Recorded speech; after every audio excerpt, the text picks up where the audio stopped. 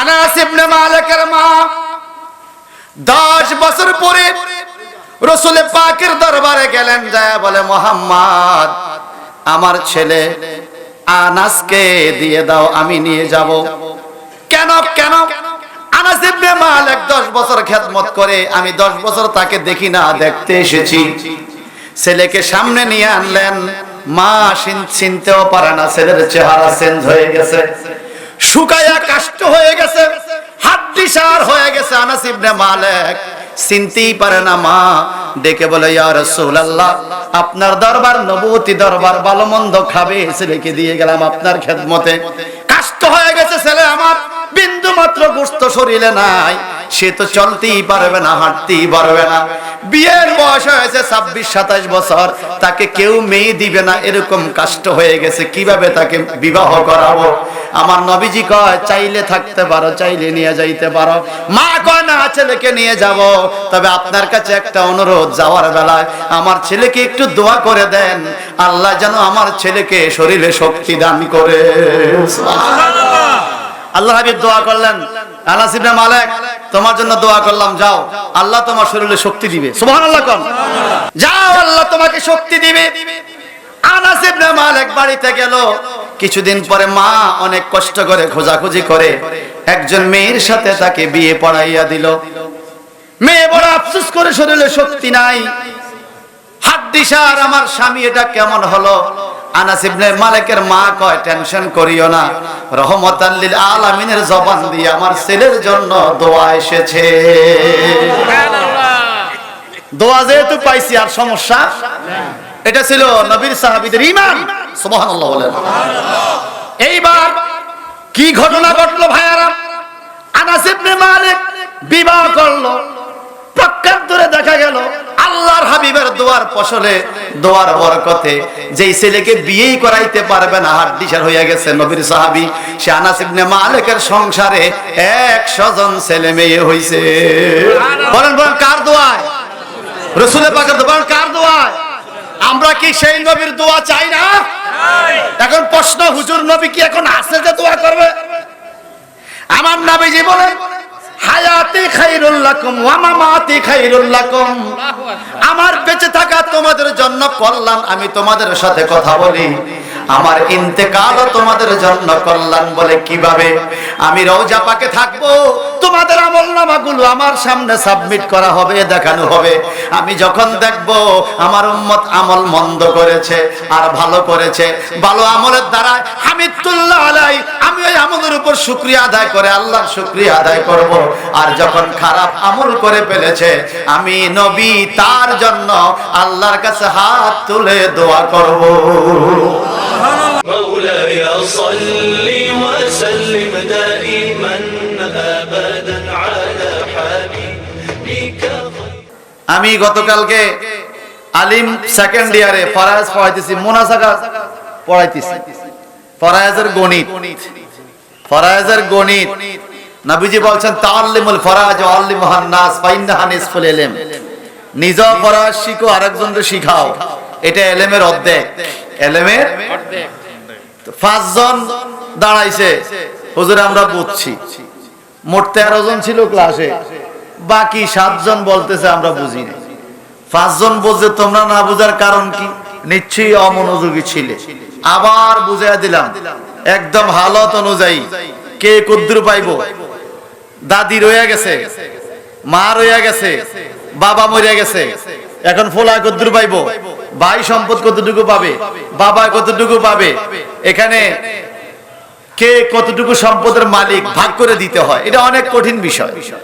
এটা বুঝতে হলে অনেক গবেষণা করতে হয়। সর্বশেষ একজনে বলে, আমি এখনো বুঝি না, তোরা যে পড়াইতে নাই, ঘন্টা শেষ, কালকে তোরে বুঝাব। সবাই বুঝছে, সে বুঝে না কেন? অমনোযোগী ছিল।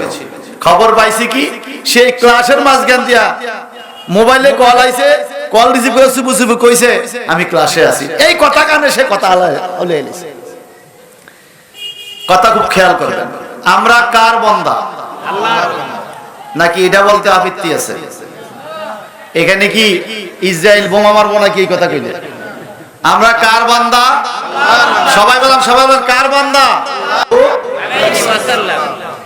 যদি এটার উপরে এই নূর মাইক সাউন্ড সিস্টেমের আওয়াজ যত দূর যায়, আমার কোন দোস্তের কোন আপত্তি থাকে হেডলাইনের উপরে, এরকম নাম দেওয়া ঠিক না। আমি বলবো দোস্ত, আমি আরো 1-1.5 ঘন্টা যতক্ষণ বলি আপনি দয়া করে আসিয়েন, আইসে একটু বইলিয়েন কোথায় আছে এটা দেওয়া ঠিক নয়। আর আমি প্রমাণ করব ইনশাআল্লাহ এটা দেওয়া শুধু ঠিক নয়, এটা দিলে সওয়াব হয়। সুবহানাল্লাহ। এই নাম দিলে কি হয়? সওয়াব হয়। সওয়াব হয়, সওয়াব হয়। প্রক্ষান্তরে আরেকটি বিষয় নিয়ে আমি চ্যালেঞ্জ ছুড়ে দিয়ে আমি সামনের দিকে যাওয়ার চেষ্টা করছি। সেটা হলো, আমি আস্তে আস্তে কানে কানে এক লোক বলল নবীর গোলাম বলেছি, এজন্য বলতে শিরক হয়ে গেছে। আমি করজোরে অনুরোধ করব, এলাকা যদি এরকম কোন বন্ধু থাকেন, দোস্ত থাকেন যে নবীর গোলাম বললে শিরক হয়ে যায়, এটা যদি আপনার কাছে লেখা থাকে কোনো কিতাবে, ওই কিতাবটা দয়া করে নিয়ে আসবেন। আমরা ওলামায়ে কেরামরা একটু, এখানে যারা বিজ্ঞ আলেম ওলামা আছেন, আমার থেকে অনেক সিনিয়র মুরব্বীরা আছেন, আমরা একটু দেখতে চাই এটা কোন কিতাব, কোথায় লেখা আছে নবীর গোলাম বলা শিরক, এটা একটু দেখতে চাই। বরং আমরা বলবো গোলাম শব্দটা মুশতারেক। গোলাম শব্দটা কি? মুশতারেক। মুশতারেক মুআব্বাল বুঝতে হবে। প্রত্যেকটা আরবি শব্দ দিয়ে আপনি দুই ভাগে ভাগ করেন, মুশতারেক মুআব্বাল। মুশতারেক এমন শব্দকে বলে যেটা অনেকগুলো অর্থ হয়। একমাত্র আল্লাহর গোলাম, আর কারো গোলাম না, এই কথা বলাটাও শিরক। এই কথা বলাও কি শিরক? যদি আপনি বলেন রাসূলের পাকের গোলাম বলা শিরক, আমি বলবো আল্লাহর গোলাম বলাও শিরক। আপনি কি জানেন গোলাম অর্থ কি? ইব্রাহিম নবীর শানে আল্লাহ পাক কোরআনে বলেছেন গোলামিহিল হালিম। গোলামিহিল হালিম। ইব্রাহিম নবীর সন্তানকে গোলাম বলেছেন। এখানে গোলাম মানে পুত্র, সন্তান। সুবহানাল্লাহ বলেন। এখন যদি কেউ বলে আল্লাহ ছাড়া কারো গোলাম নাই, যদি আপনি গোলাম অর্থ পুত্র নেন, তাহলে হবে আল্লাহর ছাড়া আর কারো পুত্র নাই। নাউজুবিল্লাহ বলেন। অথচ আল্লাহ বলেছেন লাম ইয়ালিদ ওয়া লাম ইউলাদ। আল্লাহ কাউকে জন্ম দেন নাই, কারো কাছ থেকে জন্ম নেন নাই। আল্লাহর কি ছেলে মেয়ে আছে? সুতরাং ফতুয়া দিতে খবরদার, আগা মাথা ঠিক কইরা কথাবার্তা বলতে হবে। আমাদের দেশে যারা রোজা ভাঙে, কাফারা আসেনি? আপনাকে কিনার মনে নাই? রোজা ভাঙার কাফারা আছে কিনা? ইচ্ছা করে যদি কেউ রোজা ভাঙে, ইচ্ছা করে, 1 নম্বর কাফারা হলো একটা গোলাম আজাদ করা। ঠিক কিনা হুজুররা? 1 নম্বর কাফারা কি? গোলাম আজাদ। গোলাম কার? আপনি রোজা ভাঙছেন, আপনি আল্লাহর গোলাম নিয়ে আজাদ করবেন। যার গোলাম সে আজাদ করবে। বুঝা গেল গোলাম আছে। কথা কোন ঠিক কিনা?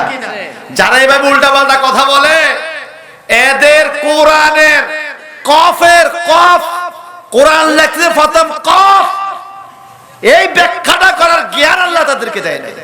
এই কথা কোন ঠিক কিনা? উল্টা পাল্টা কথা বলে মানুষকে আপনি বিভ্রান্ত করতে পারবেন, কিন্তু আল্লাহর সঠিক পথ হেদায়েত আপনি খুঁজে পাবেন না। খুব গভীর খেয়াল করে শুনুন। আল্লাহ পাক রব্বুল ইজ্জত বলেন, আমার সাথে একটু পড়ুন, আউযু বিল্লাহি মিনাশ শাইতানির রাজিম। কি পড়লে কি সওয়াব হবে না? হবে। বলুন বিসমিল্লাহির রাহমানির রহিম। ওয়া ইযা ক্বিলা লাহুম আমিনু কামা আমানান নাস। আল্লাহু আকবার। আমার আল্লাহ বলেন, পৃথিবীর মানুষদেরকে যখন ইসলাম প্রচার করতে যাইয়া নবীর পক্ষ থেকে বলা হয় আমিনু, তোমরা ঈমান আনো, কামা আমানান নাস, যেমনি ভাবে মানুষেরা ঈমান এনেছেন। সুবহানাল্লাহ বলেন। তোমরা সেভাবে ঈমান আনো। কাফেরদেরকে নবী যায় বলে আল্লাহর কোরআন দিয়ে আমিনু কামা আমানান নাস, মানুষ যেভাবে ঈমান এনেছে তোমরা সেভাবে ঈমান আনো। আপনারা জবান খুলে একটা কথা বলতে হবে, সারাটা রাত পুকুর থেকে মাছ ধরলেন জাল দিয়ে, আর ডুলার মধ্যে নিলেন, ডুলা বুঝেন তো, ডুলার মধ্যে নিলেন, সকালে দেখতেছেন একটা মাছও নাই, ডুলা উল্টে দেখেন ডুলার তলা নাই, দিছেন বউরে ফিডা। আচ্ছা বউরে ফিডায় লাভ কি? মাছ ধরলেন আপনি, মাছ লইলেন আপনি, ডুলার তলা আছে কিনা আপনি যাচাই করবেন না? আপনার কষ্ট করা ঠিক, মাছ ধরা ঠিক, সকালে দেখেন রেজাল্ট জিরো। কেন জিরো? যেখানে মাছ নিয়েছেন ওই বান্দর তলা, এক কথা না, বান্দর তলা। সারা জীবন নামাজ পড়েছেন, আল্লাহকে সেজদা করেছেন, হালাল রুজি খেয়েছেন, ঈমানটাকে মজবুত করেন নাই। মরার পরে দেখবেন ভাঙ্গা তলার মতো কিছুই আপনার আমলে জমা হয় না। এই কথাটা ঠিক কিনা? যার জন্য আল্লাহ পাক যত জায়গায় মানুষকে লক আপ করেছেন, আল্লাহ বলেছেন ইয়া আইয়ুহাল্লাযিনা আমানু, হে ঈমানদারগণ।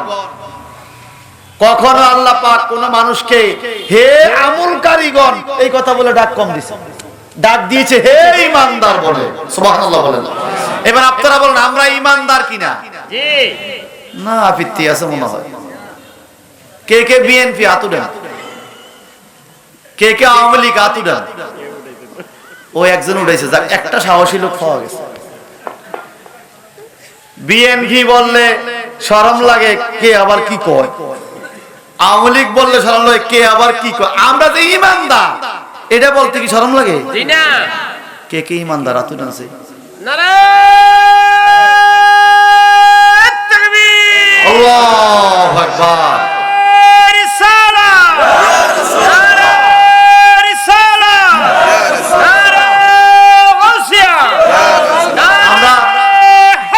আমরা ঈমানদার ঠিক কিনা? এখানে একটা মাসালা আছে, অনেকে আবার বলে ইনশাআল্লাহ আমি ঈমানদার। আরে কয় কি? আলহামদুলিল্লাহ। কোথায় ইনশাআল্লাহ কোথায় মাশাআল্লাহ, এটা আগে ফিটিং জানতে হবে। সব জায়গায় ইনশাআল্লাহ চলে না, সব জায়গায় ইনশাআল্লাহ চলে না। এখানে আপনি মাশাআল্লাহ বলতে পারেন, আলহামদুলিল্লাহ বলতে পারেন। আল্লাহ চায় তো আমি ঈমানদার, আল্লাহ চাইলে, এখন আল্লাহ চায় না আপনি ঈমানদার হন, তো নামাজ পড়েন কেন? সুতরাং ঈমানদারের বেলা বলতে হবে অবশ্যই আমি ঈমানদার। এই কথা কোন ঠিক কিনা? কনফিডেন্স থাকতে হবে। আল্লাহ বলেন আমিনু কামা আমানান নাস, মানুষরা যেভাবে ঈমান এনেছে যখন বলা হয় তোমরা সেভাবে ঈমান আনো, ক্বালু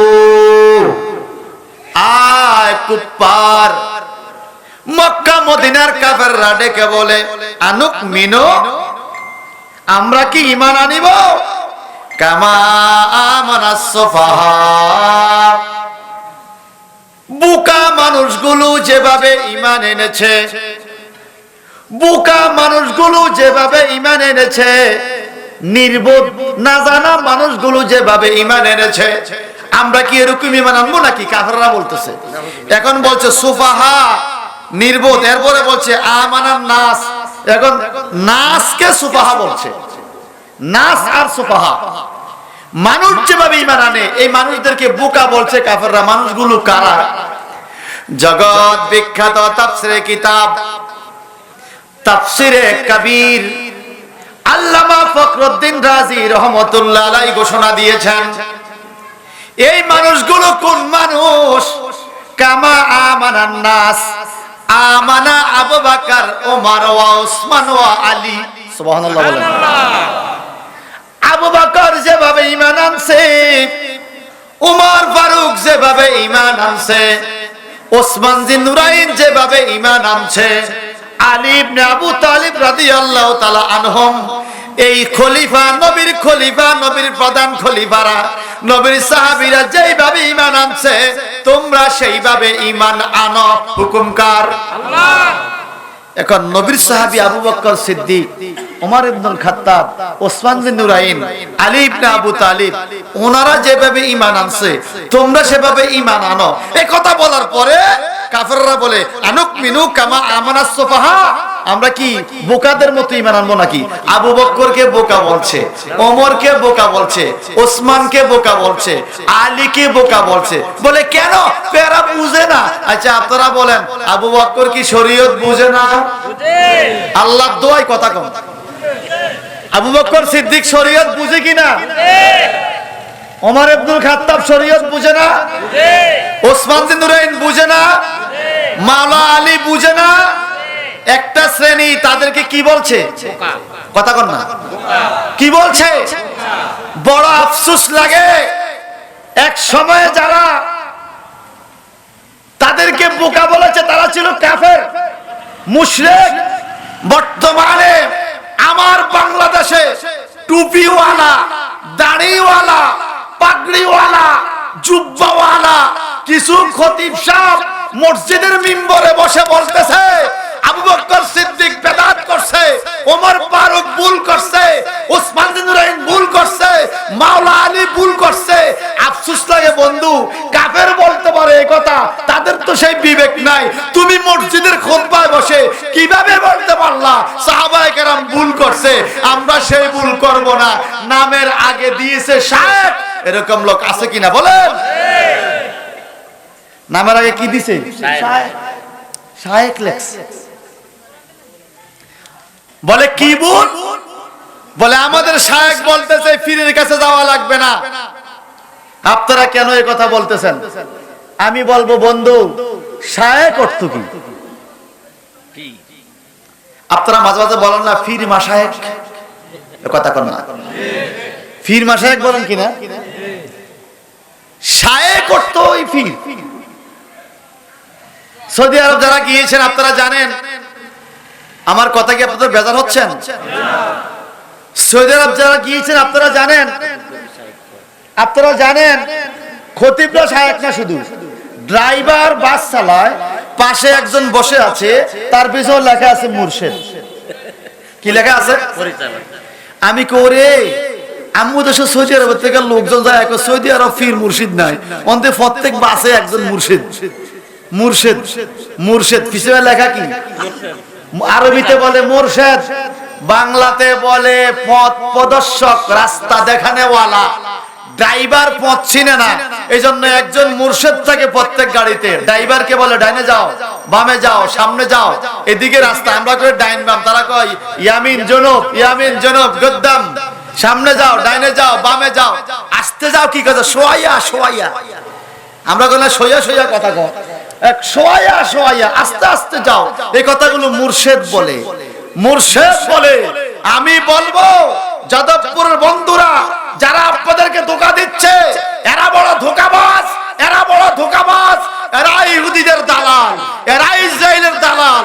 সৌদি আরবে প্রত্যেক গাড়িতে গাড়িতে মুর্শিদ আছে, আমার দেশে প্রত্যেক গাড়িতে নাই। আমরা দরবারে দরবারে মুর্শিদ দেখেছি। আপনি শায়েখ বলতেছেন, শায়েখ আরবি ভাষা, বাংলাতে আপনার শায়েখের উচ্চারণ যদি করেন কি, আপনি বলবেন মুরব্বি, উর্দুতে বলে পীর, আমরা বলি মুর্শিদ। ও বুঝছি, বাংলাতে ভালোবাসি বললে সমস্যা, আপনার মাইয়া যে ইংলিশে আই লাভ ইউ বলছে, এটা কোনো সমস্যা নেই।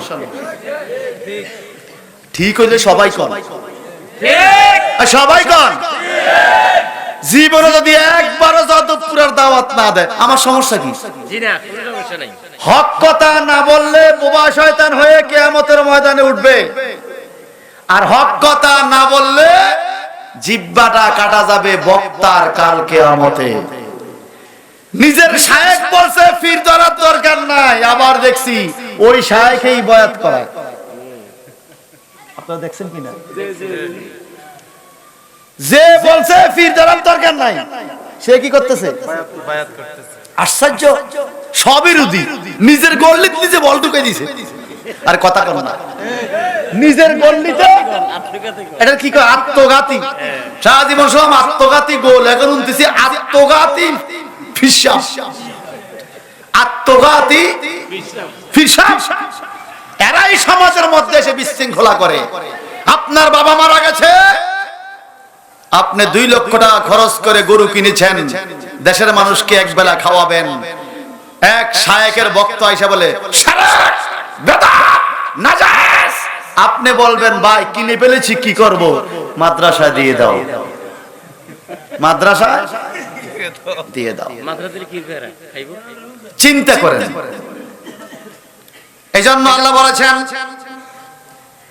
আলা ইন্নাহুম হুমুস সুফাহা ওয়ালাকিন লা ইয়ালামুন।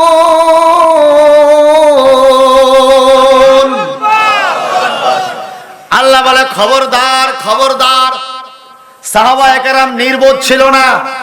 বর্তমানে যারা সাহাবীদের ভুল ধরবে, বর্তমানে যারা সাহাবীদের ভুল ধরবে, তারাই হলো নির্বোধ, তারাই হলো বোকা।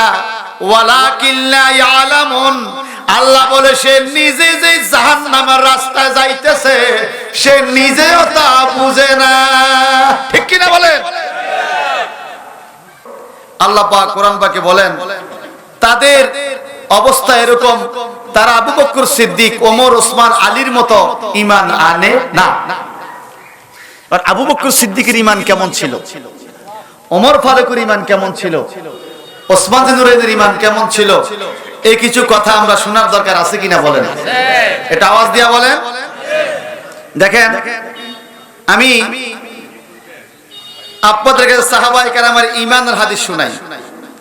তিরমিজি শরীফ 3954 নম্বর হাদিস। কষ্ট না হলে চিৎকার দিকন মারহাবা। আমার এই মোবাইলে 282টা কিতাব আছে, আলহামদুলিল্লাহ 282 শুধু সফটওয়্যার। এই তিরমিজি শরীফ খুললাম, একটু খেয়াল করবেন আমরা তিরমিজি শরীফ মানি কিনা। আরে কথা কর না, নাকি এরকম হক কথা যখন তখন বাপেরও মানে না, এরকম আছে না কিছু? হক কথা বললে বাপেরও মানে না। তিরমিজি শরীফের হাদিস,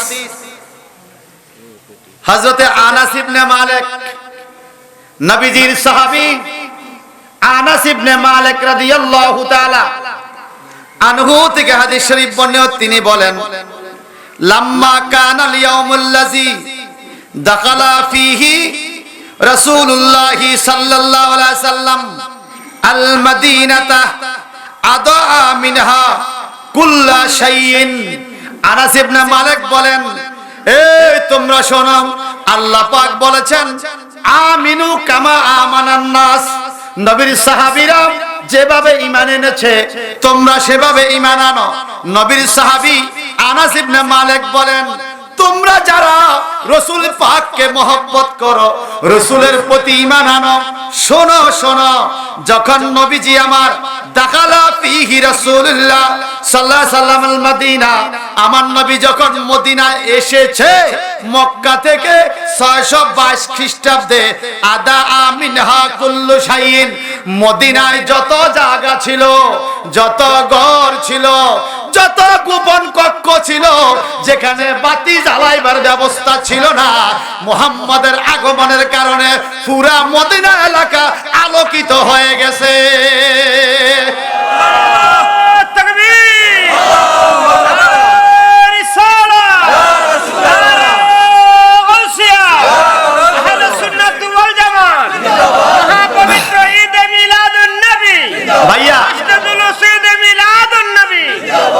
ভাইয়া কথাটা কি আমার না নবীর সাহাবী? নবীর সাহাবী।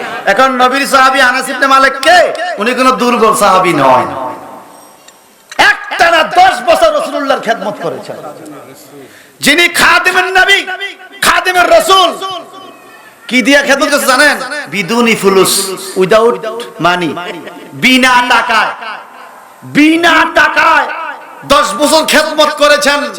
আনাস ইবনে মালিক আমার রাসূলকে নিয়ে কমেন্টস করেছেন, আমরা ফেসবুকে কমেন্ট করি না ভালো মন্দ, উনি বলেছেন আমি এমন নবীর খেদমত 10 বছর করেছি, 10 বছরে কোনোদিন শুনি নাই বা দেখি নাই আল্লাহর নবী চোখ রাঙাইয়ে আমাকে কথা বলতে, তুমি এটা কেন করলে, এটা কেন করলে না, এমন কোন কথা রাসূলুল্লাহ বলে নাই। কেন? আল্লাহ পাক বলেছেন লাকাদ কানা লাকুম ফি রাসূলিল্লাহি উসওয়াতুন হাসানাহ, আল্লাহ পাক বলেছেন ইন্নাকা লাআলা খুলুকিন আযীম, জবানটা বড় করে কথা আল্লাহু আকবার। আমাদের সার্টিফিকেট দেয় ইউনিয়ন চেয়ারম্যান, ঠিক কি না? চেয়ারম্যান সাহেব লেখে আমার জানা মতে তার চরিত্র ভালো। বাংলাদেশে যত সার্টিফিকেট দিতেছে একটাও দেখলাম না চেয়ারম্যান সাহেব লেখছে আমার জানা মতে সে খারাপ। বাংলাদেশে খারাপ লোক নাই, না থাকলে আলু 70টি হয় কেমনে? এ কথা কর না, খারাপ লোক না থাকলে আলু 70 টাকা কেমনে হয়? আছে কিনা বলেন? কিন্তু তার সার্টিফিকেটে কি খারাপ লেখা আছে? আল্লাহ পাক কোরআনি সার্টিফিকেট, আল্লাহ পাক কোরআনি সার্টিফিকেট রাসূলের পাককে দিয়েছেন ইন্নাকা লাআলা খুলুকিন আযীম। সুবহানাল্লাহ বলেন। মহান আদর্শ হুজুর আপনার খলক চরিত্র মহান। সুবহানাল্লাহ বলেন। কোরআনুন আযীমুন, কোরআন মহান। আরশ আযীম, আরশ মহান। আল্লাহ আযীম, আল্লাহ মহান। আমার রাসূলের পাকের চরিত্রের সম্বন্ধে যখন সার্টিফিকেট দিয়েছে আল্লাহ খুলুকুন আযীম, হুজুর আপনার চরিত্র মহান। আল্লাহু আকবার। আর জোরে বলবেন না সুবহানাল্লাহ? নাকি এটা শিরক হয়ে গেছে? শিরক হয়ে গেছে? খুলুকুন আযীম। আমার দেশে অনেকে সিরাতুন নবী বলে চিৎকার করে, আমি বলবো ঠিক আছে বলছেন, কিন্তু আপনি একটু বলেন তো আজীব মাল ফারকু বাইনা সিরাত ওয়াল খুলক, হোয়াট ডিফারেন্স বিটুইন সিরাত এন্ড খুলক? খুলক এবং সিরাতের মধ্যে পার্থক্য কি আপনি এটা বলেন। তখন আপনি জবাব পাবেন সিরাত মানে জীবনী, খুলক মানে জীবনী বা চরিত্র। রাসূলের পাকের জীবনীকে আল্লাহ পাক খুলক বলেছেন, সিরাত বলে নাই। সিরাত করা হয় এমন জীবনী যেখানে ভালো আছে মন্দ আছে। জীবনী কখনো স্বার্থতা, কখনো ব্যর্থতা, কখনো স্বার্থ, কখনো ব্যর্থ, কখনো ঠকছে, কখনো জিতছে, কোথাও ভালো আছে মন্দ আছে, এটা হলো জীবনী। আরবিতে বলে সিরাত। আমার রাসূলের পাক কোন অংশ কি খারাপ আছে? জোরে বলেন। এই জন্য আল্লাহ পাক কোরআন দিয়ে বলছে খুলকুন আযীম, খবরদার রাসূলের পাকের জীবনীকে সিরাত বলা যাবে না, বলতে হবে খুলক। আল্লাহু আকবার বলেন। সিরাতুন নবী মুখ বেটকায় রাখো, লজ্জা থাকা উচিত। রাসূলুল্লাহর দাড়ি, সুন্নতি দাড়ি মুখের মধ্যে রেখে কিভাবে মিথ্যা বানোয়ার কথাগুলো বলে? আপনাদের কষ্ট হচ্ছে? রাসূলের পাকের চরিত্রের নাম কি? খুলক। আর আল্লামা শেখ সাদী কত সুন্দরে বলেছেন বালাগাল উলা বিকামালিহি কাশাফাদ দুজা বিজামালিহি। সুবহানাল্লাহ। এই কথা কেন আনছি দেখেন, কোরআনে আল্লাহ বলছে সাহাবীদের মতো ঈমান, আর হাদিসে সাহাবায়ে কেরাম বলেন আদা মিনহা কুল্লু শাইইন, সকল এলাকা আলোকিত হয়ে গেছে নবী মদিনা যাওয়ার কারণে। আর আল্লামা শেখ সাদী বলেন বালাগাল উলা বিকামালিহি, বালাগাল উলা তিনি উঠেছেন অনেক উপরে, বিকামালিহি নিজের কামালিয়তের দ্বারা। কেউ নবীকে উপরে তোলেন নাই, নিজের কামালিয়তের দ্বারা উপরে উঠেছেন বিকামালিহি। সুবহানাল্লাহ বলেন। এবার কি বলে কাশাবাদ দুজা বিজামালিহি, এখানে বলেছেন আদা মিনহা কুল্লু শাইইন, নবীর চেহারার আলোতে 622 খ্রিস্টাব্দে পুরা মদিনা আলোকিত হয়ে গেছে।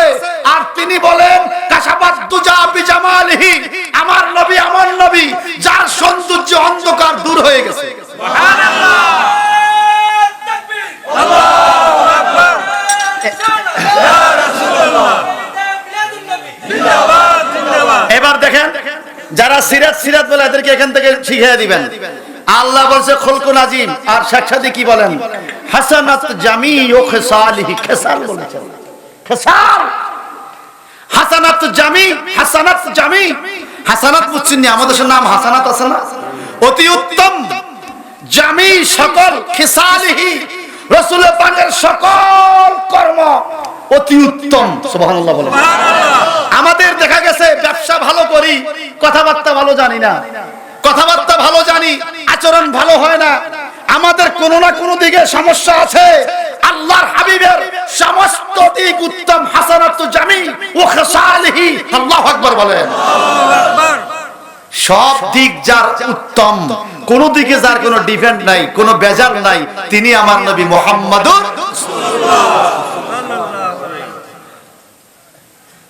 এটা সাহাবায়ে কেরামের ঈমান। যে কথা বলতেছিলাম, আনাস ইবনে মালিক নবীর খাদেম, কয় বছর? 10 বছর। ওনার হাদিস আল্লাহ বলছে কামা আমানান নাস, সাহাবায়ে কেরাম যেভাবে ঈমান আনো সেভাবে ঈমান আনতে হবে। আনাস ইবনে মালিকের মা 10 বছর পরে রাসূল পাকের দরবারে গেলেন, যায় বলে মুহাম্মদ আমার ছেলে আনাসকে দিয়ে দাও, আমি নিয়ে যাব। কেন কেন? আনাস ইবনে মালিক 10 বছর খেদমত করে, আমি 10 বছর তাকে দেখি না, দেখতে এসেছি। ছেলেকে সামনে নিয়ে আনলেন, মা চিনতেও পারে না, ছেলের চেহারা চেঞ্জ হয়ে গেছে, শুকায়া কাষ্ট হয়ে গেছে, হাড্ডি সার হয়ে গেছে। আনাস ইবনে মালিক চিনতেই পারে না। মা ডেকে বলে ইয়া রাসূলুল্লাহ, আপনার দরবার নবুয়তি দরবার, ভালো মন্দ খাবে, ছেলেকে দিয়ে গেলাম আপনার খেদমতে। কাষ্ট হয়ে গেছে ছেলে আমার, বিন্দু মাত্র গোশত শরীরে নাই, সে তো চলতেই পারবে না, হাঁটতেই পারবে না। বিয়ের বয়স হয়েছে 26-27 বছর, তাকে কেউ মেয়ে দিবে না, এরকম কাষ্ট হয়ে গেছে, কিভাবে তাকে বিবাহ করাবো? আমার নবীজি কয় চাইলে থাকতে পারো, চাইলে নিয়ে যাইতে পারো। মা কয় না, ছেলেকে নিয়ে যাব, তবে আপনার কাছে একটা অনুরোধ, যাওয়ার বেলায় আমার ছেলেকে একটু দোয়া করে দেন, আল্লাহ যেন আমার ছেলেকে শরীরে শক্তি দান করে। আল্লাহ হাবিব দোয়া করলেন, আনাস ইবনে মালিক তোমার জন্য দোয়া করলাম, যাও, আল্লাহ তোমার শরীরে শক্তি দিবে। সুবহানাল্লাহ কোন? আল্লাহর নবীর দুয়ার ফসলে, যার হাদিস বলতেছি, হাদিস বলতে হলে ওই রাবীর, ওই সাহাবীর বৈশিষ্ট্য গুণাবলী সম্বন্ধে জানতে হবে, তাহলে আমাদের ভক্তি আসবে যে কথাটা কে বলছে, আমার মতো বাঙালি বলে নাই, কথা কর ঠিক কিনা? আল্লাহর নবী দোয়া করে দিলেন, যাও, আল্লাহ তোমাকে শক্তি দিবে। আনাস ইবনে মালিক বাড়িতে গেল। কিছুদিন পরে মা অনেক কষ্ট করে খোঁজাখুঁজি করে একজন মেয়ের সাথে তাকে বিয়ে পড়াইয়া দিল। মেয়ে বড় আফসোস করে, শরীরে শক্তি নাই, হাড্ডি সার, আমার স্বামী এটা কেমন হলো? আনাস ইবনে মালিকের মা কয় টেনশন করিও না, রহমাতাল লিল আলামিনের জবান দিয়ে আমার ছেলের জন্য দোয়া এসেছে। দোয়া যেহেতু পাইছি, আর সমস্যা এটা ছিল নবীর সাহাবীদের ঈমান। সুবহানাল্লাহ বলেন। এইবার কি ঘটনা ঘটলো ভাইয়ারা? আনাস ইবনে মালিক বিবাহ করলো, প্রকান্তরে দেখা গেল আল্লাহর হাবিবের দোয়ার ফসলে, দোয়ার বরকতে যেই ছেলেকে বিয়েই করাইতে পারবে না, হাড্ডিসার হয়ে গেছে, নবীর সাহাবী, সে আনাস ইবনে মালিকের সংসারে 100 জন ছেলে মেয়ে হইছে। বলেন বলেন, কার দোয়ায়? রাসূলের পাকের দোয়া। কার দোয়ায়? আমরা কি সেই নবীর দোয়া চাই না? এখন প্রশ্ন, হুজুর নবী কি এখন আছে যে দোয়া করবে? আমার নবীজি বলেন হায়াতি খায়রুল লাকুম ওয়া মামাতি খায়রুল লাকুম, আমার বেঁচে থাকা তোমাদের জন্য কল্যাণ, আমি তোমাদের সাথে কথা বলি, আমার ইন্তেকালও তোমাদের জন্য কল্যাণ। বলে কিভাবে? আমি রওজা পাকে থাকবো, তোমাদের আমলনামাগুলো আমার সামনে সাবমিট করা হবে, দেখানো হবে। আমি যখন দেখব আমার উম্মত আমল মন্দ করেছে আর ভালো করেছে, ভালো আমলের দ্বারা হামিদুল্লাহ আলাই, আমি ওই আমলের উপর শুকরিয়া আদায় করে আল্লাহর শুকরিয়া আদায় করব। আর যখন খারাপ আমল করে ফেলেছে, আমি নবী তার জন্য আল্লাহর কাছে হাত তুলে দোয়া করব, ক্ষমা প্রার্থনা করবে, রাসূল পাক দোয়া করবে। হুজুর কিভাবে করবে? নবী তো কবরে। আমার নবীজি বলেন আল আম্বিয়াউ আহইয়াউন ফি কুবুরিহিম, শুধু আমার নবী নয়, সমস্ত নবীরা, আম্বিয়া প্লুরাল, নবিয়ুন সিঙ্গুলার, আম্বিয়া প্লুরাল বহুবচন জমা, আবার আহইয়াউন বহুবচন নিছে, হাইয়ুন কয় নাই, আহইয়াউন। আবার কুবুর এটাও বহুবচন, হিম এটাও বহুবচন। যদি পৃথিবীতে বাট পারাইবো তো আখিরি জামানায় একটা দিয়ে একটা ফেস দিব, হয়তো কইবো সব নবী জিন্দা না, নইলে কইবো সবাই নিজ নিজ কবরে না, হয়তো জান্নাতে। নবী ভাঙ্গা দিছে আল আম্বিয়াউ আহইয়াউন ফি কুবুরিহিম, সমস্ত নবীরা ওনাদের নিজ নিজ কবর শরীফে রওজা মোবারকে জিন্দা। কি করে? ইউসাল্লুনা বাইনা ইয়াদাইল্লাহি তাআলা, আল্লাহর কুদরতি হাতের সামনে দাঁড়িয়ে নবীরা আল্লাহর জন্য নামাজ পড়ে। সুবহানাল্লাহ। আরো জোরে কোন সুবহানাল্লাহ। জামাইকে যেভাবে আদর করে খাওয়ায়, ওয়াহুম ইউরজাকুন, কবর জগতে নবীদেরকে জামাইয়ের মতো আদর করে খাওয়াইতেছে। কে খাওয়ায়? বলেন কে খাওয়ায়? আমার দেশের কিছু শায়েখ যখন দেখতেছে জামাইয়ের আদরে নবীদেরকে খাওয়াইতেছে, তখন তার জ্বলে, তার হিংসা এত এ কথা বলেন ঠিক কিনা? ক্ষমতা দিয়েছে আল্লাহ, হিংসা করে মোল্লা। এই কথা কর, ক্ষমতা কে দিছে? হিংসা করে কে? কামড়াইবো তারে বললায়। আরে কথা কর না কে? কামড়াইবো তারে বললার, কামড় খাইলে বুঝবা। আনাস ইবনে মালিকের ঘরে ছেলে মেয়ে কয়জন হইছে ভাই? 100 জন। জোরে বলেন, জোরে বলেন। কার দোয়ায়? আল্লাহ রাসূলের দোয়ায়। সুবহানাল্লাহ বলেন। আমার মনে বড় আশা রে,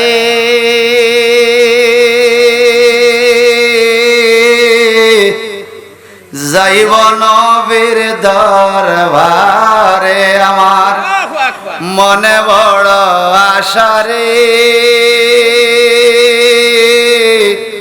যাইব নবীর দরবারে, যেথায় 70,000 ফেরেশতারা, 70,000 ফেরেশতারা সালাম দেয় দাঁড়ায়। সুবহানাল্লাহ কোন? ফেরেশতারা সালাম দেয় দাঁড়ায় না বৈশা? জোরে বলেন, জোরে বলেন। নাকি বৈশা? ফেরেশতারা কিভাবে দেয়? ভাই সাহেব আমার, সে আনাস ইবনে মালিক বলেন, শোনো, সাহাবা কেরামের ঈমান ছিল নবীর আলোতে সমগ্র মদিনা আলোকিত। সুবহানাল্লাহ। এখন আমি বাসে উঠলাম, মক্কা শরীফ থেকে মদিনা যাচ্ছি, বাসে করে হাজী সাহেবদেরকে নিয়ে 47 জন হাজী আমার সাথে। হঠাৎ করে ড্রাইভারের রিংটোন বাজা উঠলো, তাহলে আল বাদরু আলাইনা মিন সানিয়াতিল ওয়াদা ওয়াজাবা শুকরু আলাইনা মাদআ লিল্লাহি। আমি বললাম, brother, it is song of Bangla. এটা তো বাংলাদেশের গান। হাজা জ্ঞানাউ বাঞ্জালিয়া।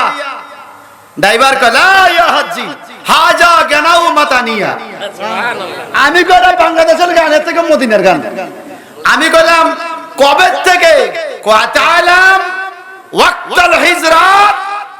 আপনি কি জানেন না মদিনার সময়, হিজরতের সময় মদিনার সবাই নবীজিকে দেখা গান গাইছে, তাহলে আল বাদরু আলাইনা। আল্লাহু আকবার, আরো জোরে।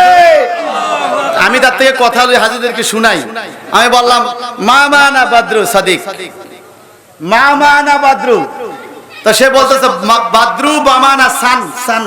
আমি বললাম, কাম কিসমান সান, সান সান কত প্রকার? তো সে নিজে বলতেছে হেলাল, বদরুন, কামার। আমার মজা করতেছে, ড্রাইভার গুলো কথা বলতে বলে কিন্তু খুব মজা করে। সে বলতেছে সান 3 প্রকার, একটা হলো হেলাল, একটা হলো কামার, একটা হলো বদরুন। সুবহানাল্লাহ।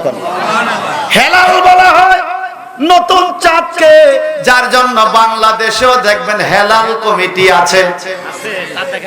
চাঁদ দেখা কমিটিকে হেলাল কমিটি বলে, মানে নতুন চাঁদ। হেলাল মানে নতুন চাঁদ, কামার মানে পুরান চাঁদ, আর বদরুন শব্দের অর্থ হলো পূর্ণিমার চাঁদ।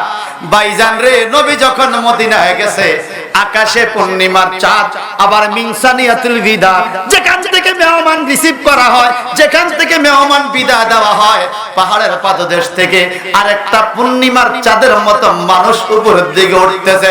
মদিনার সবাই একবার আকাশের দিকে তাকায়, আবার মুহাম্মদ সাল্লাল্লাহু আলাইহি ওয়াসাল্লামের দিকে, আবু বকর সিদ্দিকের দিকে তাকায়। সবাই একজনের দিকে আরেকজনের তাকায়, কেউ কাউকে শিখাইয়া দেয় না। এক বাক্যে বলা শুরু করলো, তাহলে আল বাদরু আলাইনা মিন সানিয়াতিল বিদা। সারা জীবন চন্দ্র উঠে আসমান থেকে, সারা জীবন চন্দ্র উঠে মাগরিব থেকে। আজকে মাগরিব না, লাইসা মিন মাগরিব মিন সানিয়াতিল বিদা। তাকাইয়া দেখো, পাহাড়ের পাদদেশ থেকে পূর্ণিমার চন্দ্র উঠতেছে। কে রে? এই পূর্ণিমার চন্দ্র হইল নবী মুহাম্মদ। আরো জোরে বল না সুবহানাল্লাহ। এটা ছিল আনসারদের ঈমান। আমার নবীজি বলেন, কিয়ামতের ময়দানে আমার দুই পাশে যেই মানুষগুলো থাকবে, এক পাশে আনসার, এক পাশে মুহাজির। মুহাজির আর আনসার। এখন মুহাজির সাহাবী আনাস ইবনে মালিক বলেন, নবী মদিনা যাওয়ার কারণে পুরা মদিনা আলোকিত হয়ে গেছে। আনসার সাহাবীরা বলে, কেমন আলো জানো? নরমাল আলো না, তারা আল বাদরু আলাইনা, পূর্ণিমা চাঁদ।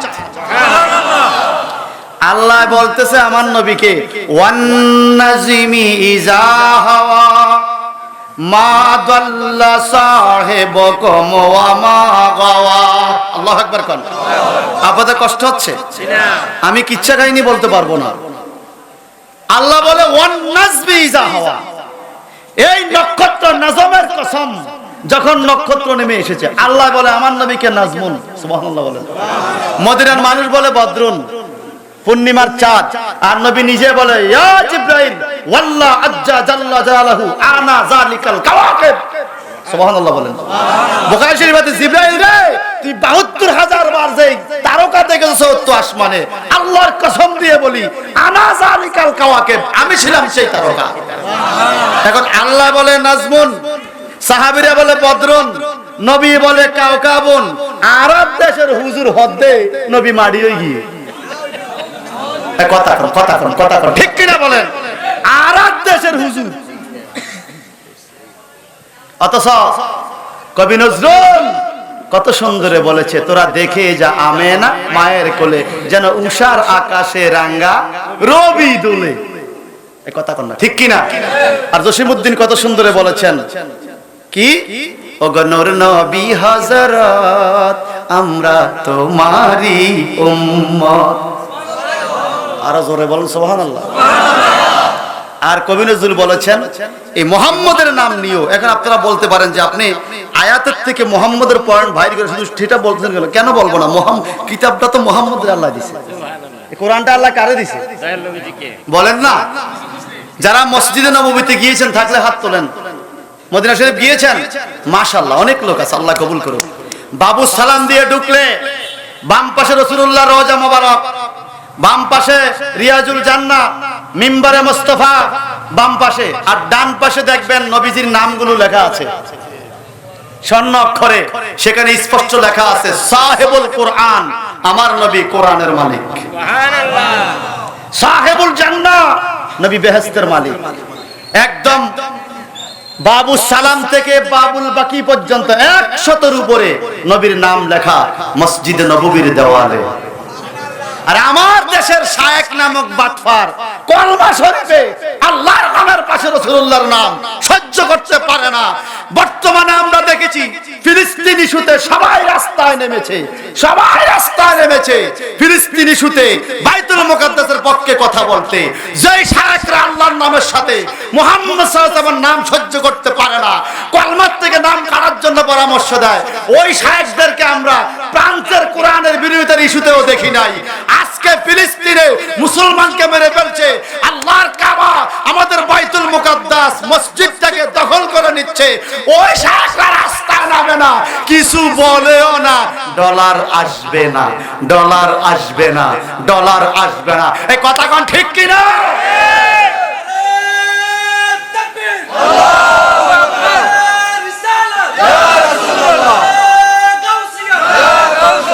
এই জন্য কবি নজরুল সুন্দর করে বলে গেছে, আরে কেহু করে বেচা কেনা, কেহু করে বেচা কেনা, কেহু কান্দে, রাস্তায় পড়ে দরবি যদি তারে চলো মুর্শিদের বাজারে, চলো মুর্শিদের বাজারে। ওই কথা কোন ঠিক কিনা? আমগো দেশে কেউ বেচা কিনা করে, দাঁড়িয়ারে বেচা সুন্নতি লেবাস থেকে আনা শায়েখ, আমি শায়েখ, কিন্তু পীরের কাছে তুই নিজে তো পীর। কথা বুঝেন নাই? তুমি নিজে পীর, আমার কা পীরের কাছে যায় না, তাহলে নিজের গোল পোস্টে বল ঢুকাইলে এই প্লেয়ার কি আর থাইনি দলে? ভাই সাহেব আমার, আপনাদের কষ্ট হচ্ছে? সেই আনাস ইবনে মালিক আরেকটু কি কথা কেন? কামা আমানান নাস থেকে আমি বলতেছি, হুজুর কোরআন থেকে হাদিস বলতেছেন কেন? কোরআন শরীফের তাফসীর করতে হলে 4টা মূলনীতি জানতে হবে। আমরা অনার্সের ক্লাসে পড়েছি 4টা মূলনীতি কি? আত-তাফসীরুল কুরআনুল কারীম বিল কুরআনিল কারীম। কোরআন শরীফের তাফসীর কোরআন শরীফ নিজেই করে। এক সূরার তাফসীর আরেক সূরা, এক আয়াতের তাফসীর আরেক আয়াত। আত-তাফসীরুল কুরআনুল কারীম বি হাদিস রাসূলুল্লাহ। দ্বিতীয় মূলনীতি কোরআন শরীফের তাফসীর করবেন নবীজির হাদিস দিয়ে। তৃতীয় মূলনীতি আত-তাফসীরুল কুরআনুল কারীম বি আকওয়ালিস সাহাবী, সাহাবায়ে কেরামের ভাষা, এটাও হাদিস। সুবহানাল্লাহ বলেন। আর চতুর্থ মূলনীতি আত-তাফসীরুল কুরআনুল কারীম বি আকওয়ালে মুস্তাহিদিন, ইসলামিক স্কলার, মুস্তাহিদ, ইসলামের দার্শনিক পণ্ডিতদের ভাষা দিয়ে কোরআনুল কারীমের তাফসীরে চারটা মূলনীতি লাগবে। এই চারটা মূলনীতির বাইরে যে তাফসীর করবে সে হবে গোমরাহ। সে কি হবে? গোমরাহ। জোরে বলেন। এই কোরআন শরীফটা কি মানুষকে হেদায়েত করে না গোমরাহ করে? সবাই বলেন। আমি যদি বলে গোমরাহ করে আপনারা মানবেন? আল্লাহ যদি বলে মানবেন? আল্লাহ কইলেও মানতেন না। আল্লাহ তো আল্লাহ কইছে নবী নূর এর মানেন এ কথা করা ঠিক কি না? আল্লাহ কইলেও স্বার্থের বিরুদ্ধে হলে মানতেন না। এই কোরআন মানুষকে হেদায়েত করার কথা না, কোরআন মানুষকে গোমরাহ করে। আল্লাহ এটাই আগে বলছে, ইদিল্লু বিহি কাসীরা ওয়া ইয়াহদি বিহি কাসীরা ওয়া মা ইউদিল্লু বিহি ইল্লাল ফাসিকিন।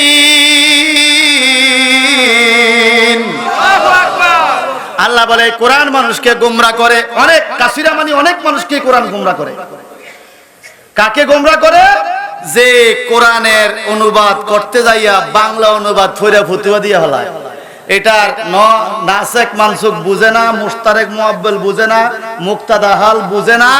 তারপরে আপনার এই কোরআন শরীফে যে এই নসটাকে চার ভাগে ভাগ করা হয়েছে, ইবারাতুন নস, ইশারাতুন নস, দালাতুন নস, একটা দান, সে কোন নসে বুঝে না। তার ডাইরেক্ট কথা হইলো কোরআন শরীফে পাইছি।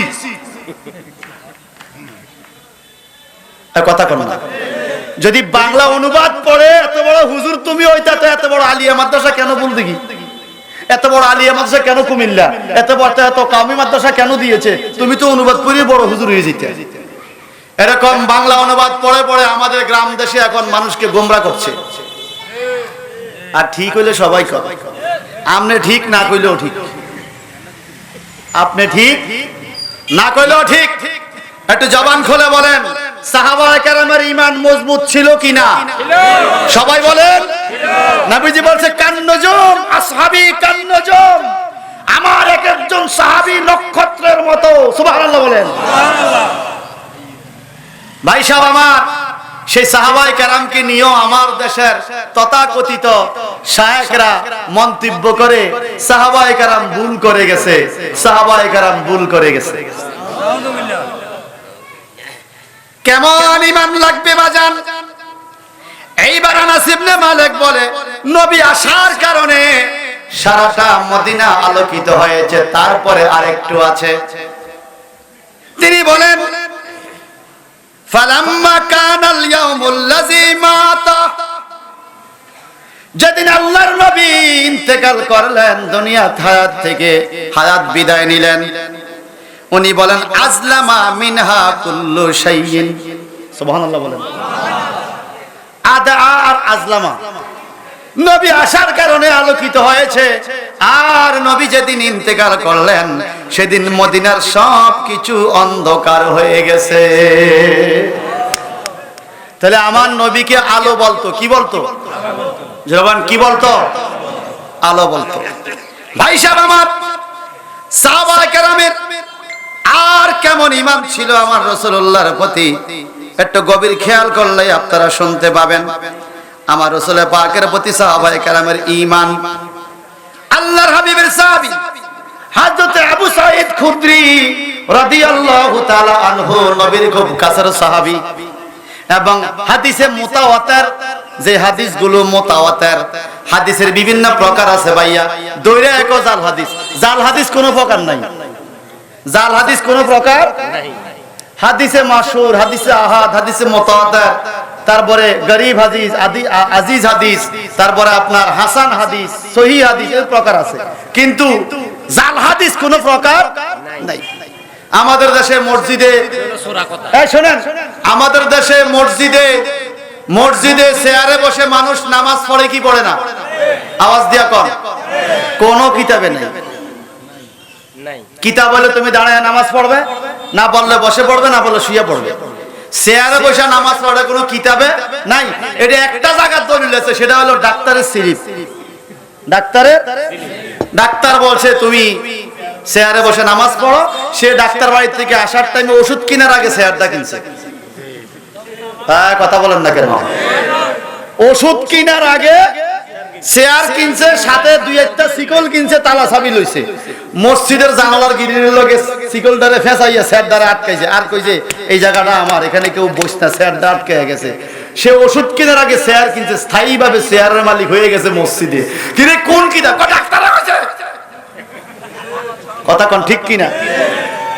ডাক্তার বলছে। ডাক্তারের কথা মানে, কিন্তু হাদিসের কথা মানে না।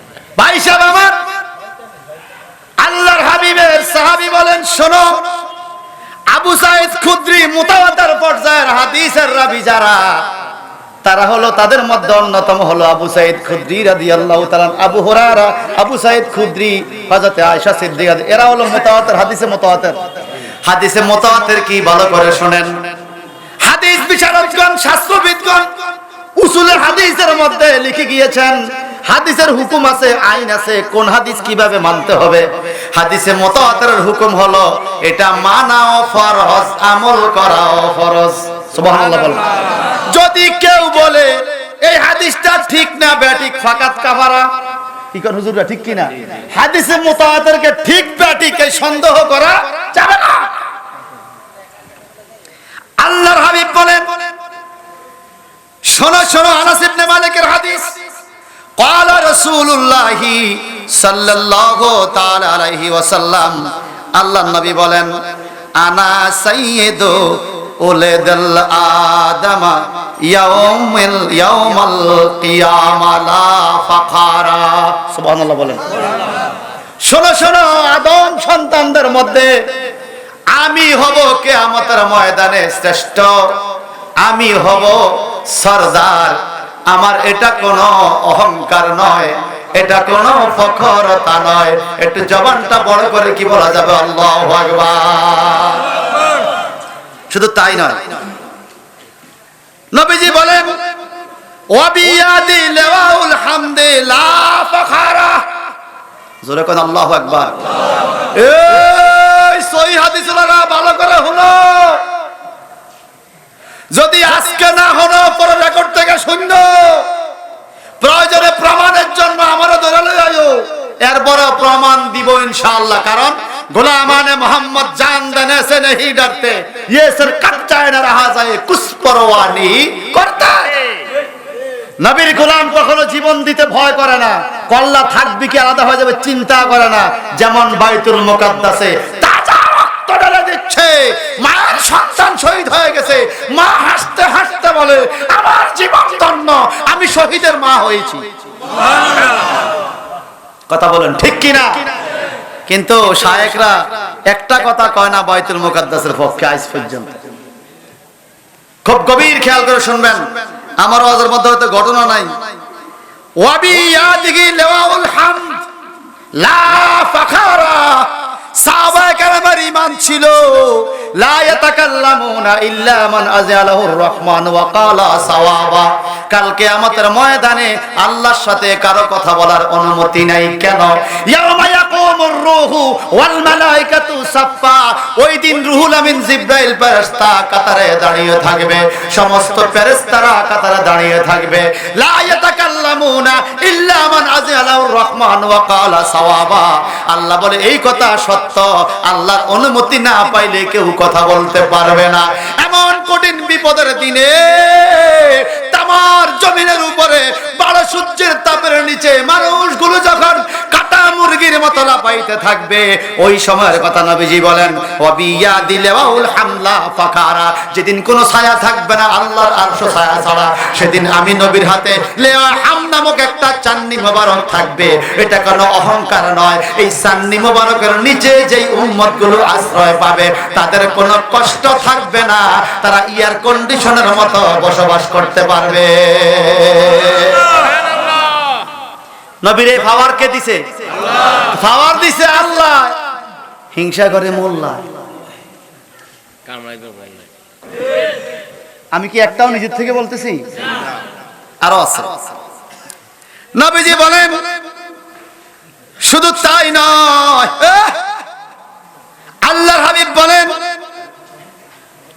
ওয়ামা মিন নবী ইয়াউমাইযিন আদামু ফামান সাওয়াহু লিয়াত্তাহাত আলেওয়াই।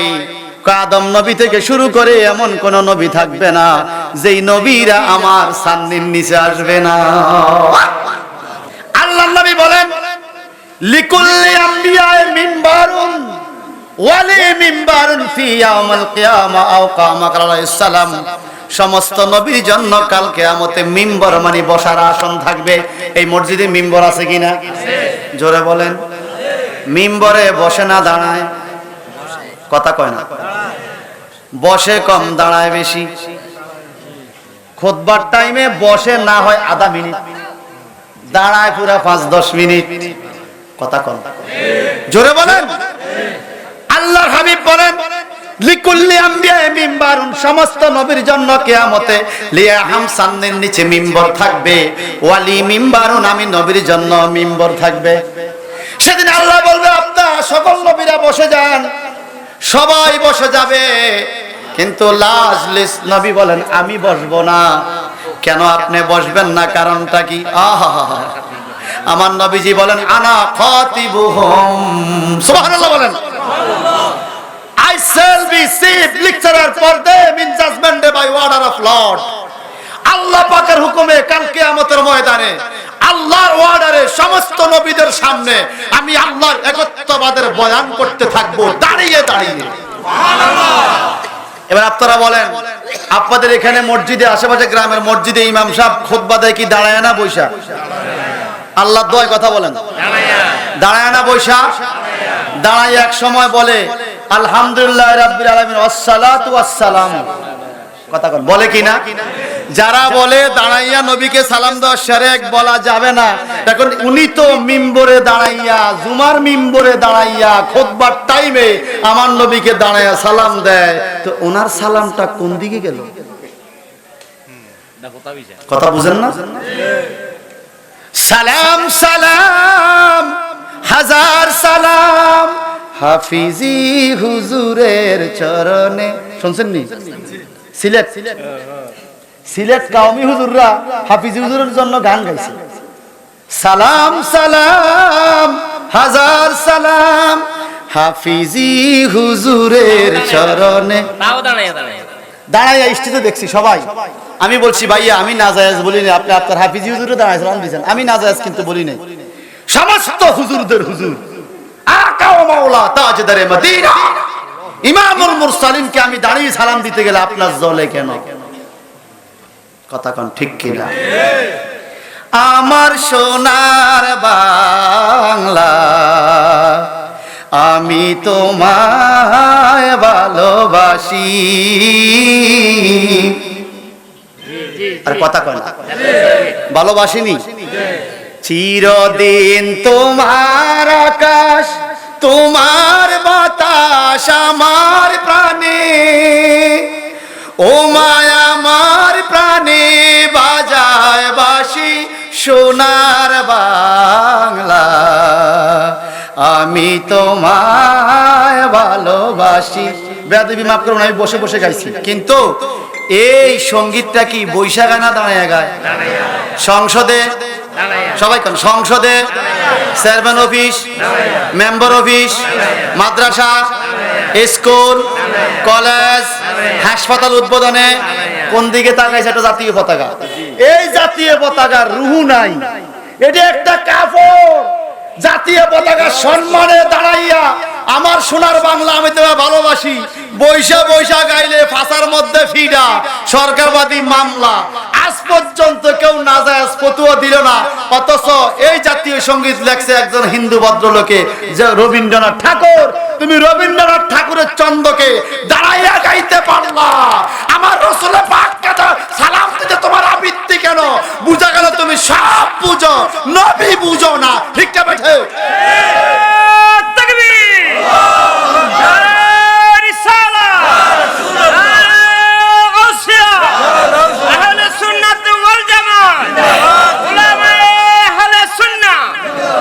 এই জন্য এই জন্য আল্লাহ আগে নবী বুঝাইছে মাইয়ুতির রাসূলা ফাকাত আতাল্লাহ। আগে রাসূলের কাছে যা, আমার নবীর কাছে যা, নবীর কাছে যা। রাসূল যদি তোরে কবুল করে আল্লাহ বলবে আমিও তোরে কবুল করছি। আরো জোরে বলেন সুবহানাল্লাহ, আরো জোরে। সাধন নবীতে আমরা খুশি না বেজার? আওয়াজ দিয়া বলেন। আরে বেটা কি আশ্চর্য কথা, আজানের আগে কতগুলো কাজ করে, শিরক বেদাত ফতুয়া দেয় না। নবীর দুরূদ শরীফ পড়লে তার মাথার মধ্যে মনে হয় বাড়ি মারে। কি কি করে দেখেন, আজানটাকে ফু দেয়নি। এই জায়গায় কোরআনটা ধরে ওসিয়ত করে গেলাম, যদি আমার দেশের কোন ভদ্রলোক দেখাইতে পারে আজানের আগে কোন সাহাবী ফু দিছে, জীবনে কোন মাযাবরী আজানের ফু দিছে, আমি তার গোলাম করবো আজীবন। এবং আমি আর জীবনে এই কথা বলবো না। আমি বলবো আপনি কেন ফু দিছেন, বলবে মাইক চালু দেওয়ার জন্য। ঠিক আছে, আমি এটাকে নাজায়েজ বলি নাই, আমি নাজায়েজ বলি নাই। আল্লাহু আকবার বলে কিনা? কেন বলছেন? গলা ক্লিয়ার করছি, মাইক চালু হইছে কিনা নিশ্চিত হওয়ার জন্য। ঠিক আছে, আমি এটাকে নাজায়েজ বলি নাই। আপনি এটা করেন, অথচ এটাও কিতাবে নাই। Hello, microphone testing. কেন বলছেন? মাইক চালু হইছে কিনা নিশ্চিত হওয়ার জন্য। আমি এটাও নাজায়েজ বলি না। আপনি বলছেন ঠিক আছে, আপনি করেন, আজান তো দিতে হবে। কথা বলেন ঠিক কিনা? আবার আপনি কি করলেন? আল্লাহু আকবার।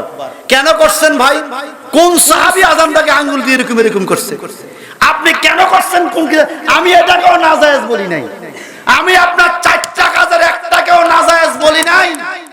আমার মরণ কালে আইসো নবী কিনারে, আমার মরণ কালে আইসো নবী কিনারে।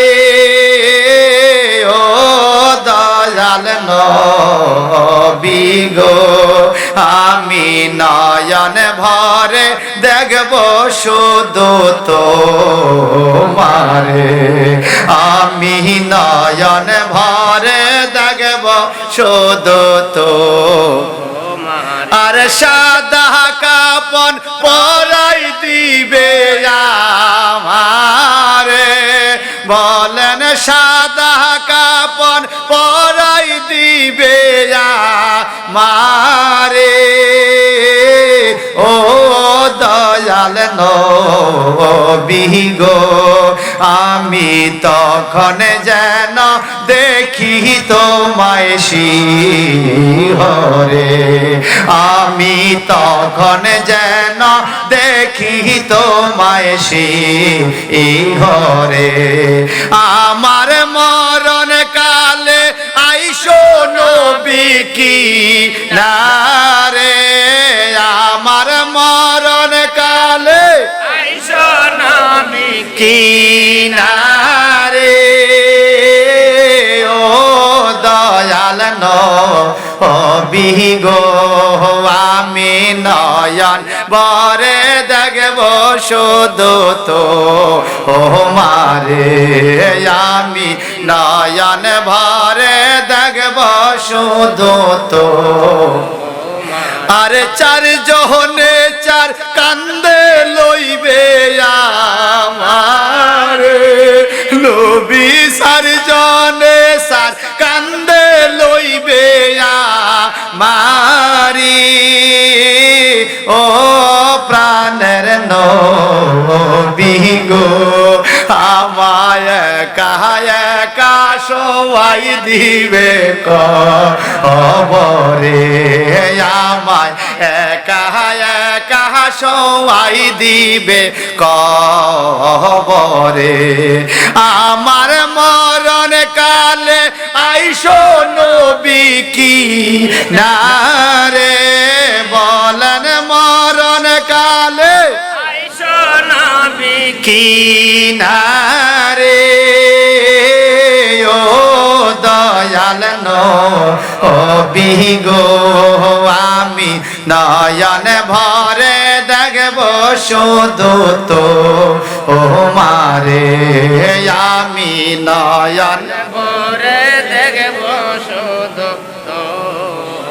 আমার ফোনে বলতে কেউ নাই বসা এই কথা বলেন ঠিক কিনা বলেন? নিঃশ্বাস যখন বেরিয়ে যাবে, ভাই পর হয়ে যাবে, বোন পর হয়ে যাবে, মা পর হয়ে যাবে, বাবা পর হয়ে যাবে কিয়ামতের ময়দানে। ইয়াউমা ইয়ামুরুল মারউ মিন আখিহি ওয়া উম্মিহি ওয়া আবিহি ওয়া সাহিবাতিহি ওয়া বানিহি। সূরা আবাসের শেষ দিকে আছে কঠিন কিয়ামতে আখিহি ভাই না সিনার বান ধরবে, আবিহি বাবা না সিনার বান ধরবে, উম্মিহি মা না সিনার বান ধরবে, সাহিবাতিহি বন্ধু বান্ধব সিনেও না সিনার বান ধরবে, ওয়া বানিহি ছেলে মেয়ে ওরা পর হয়ে যাবে। আমার আপন বলতে কেউ থাকবে না। আমার গায়ের জামাটা পর্যন্ত পর হয়ে যাবে। কথা বলেন ঠিক কিনা? কিয়ামতে আমার হাত আমার পর হয়ে যাবে, আমার জবান আমার পর হয়ে যাবে। নিজের দেহ নিজের বিরুদ্ধে সাক্ষী দিবে। এই হাত দিয়ে একজনকে আঘাত করছেন, হাত আপনার বিরুদ্ধে কথা বলবে। জবান দিয়ে একজনের কষ্ট দিয়েছেন, জবান আপনার বিরুদ্ধে কথা বলবে। আপনি অঙ্গ প্রত্যঙ্গ দিয়ে পাপ করেছেন, সমস্ত অঙ্গ দিয়ে কথা বেরিয়ে আসবে। সেদিন আর অন্য কেউ সাক্ষী দিতে হবে না, আপনার দেহই আপনার সাক্ষী দিবে। এই কথা বলেন ঠিক কিনা? তাহলে আমার আপন কেউ আছে? আমার শরীরটাও তো আমার আপন না, চন্দ। আমার আপন বলতে কেউ নাই সংসারে, আমার আপন বলতে কেউ নাই সংসারে।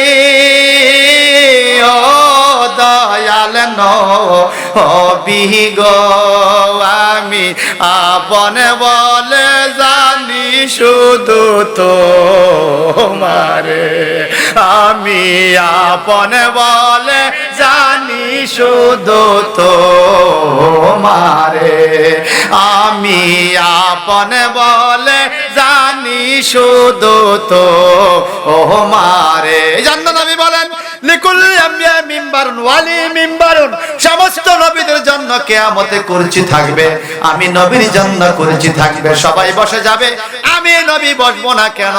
আনা খতিবুহুম, আমি তাদের খতিব হব।